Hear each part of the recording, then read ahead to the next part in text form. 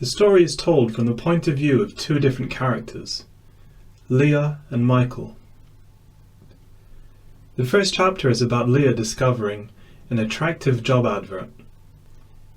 An expatriate writer is looking for an assistant to help with his next novel. Her situation is described in a number of large descriptive paragraphs. She is a few years out of university, living in Paris, giving private English lessons, and working in a cafe. She is not really sure about what she wants to do. Then her teenage years are briefly described, and Leah thinks about her experiences and attitude towards sex.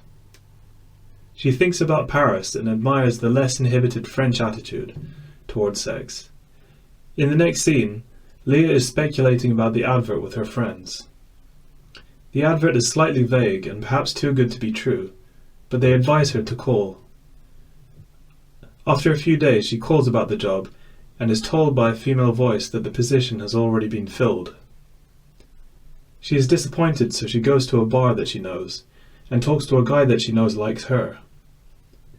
They end up in his apartment and have sex. Afterward, it seems that Leah is bored.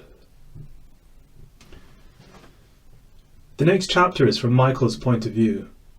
He meets Leah at an exhibition, and she reminds him of a young woman that he seems to have been obsessed with. He is drawn to her, and during the conversation, Leah reveals that she doesn't have a serious job at the moment, so Michael offers her the job. Michael's wife, Anna, is not happy about this, and Leah realizes that she spoke with her on the phone and probably wanted her husband to have a male assistant. Michael and Leah agree to set up an interview for the position. I really like the premise of the novel. An aimless young woman takes on a job, working for an older male writer, and ends up learning something interesting. As for the style, it is impressive, but Leah's voice is annoying. She seems superficial, immature, arrogant, pretentious, and lost. Michael's voice is less annoying. The characters seem cliched and contrived. However, the plot is intriguing enough to override this, and the quality of the writing is good.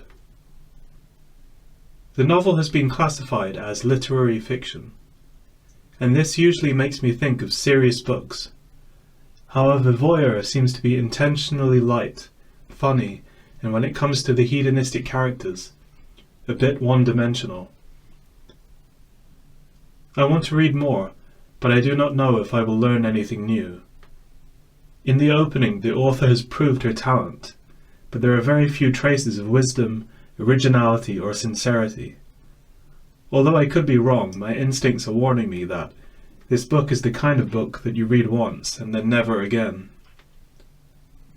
I'm not impressed enough to buy it, but I am impressed enough to borrow it from the library.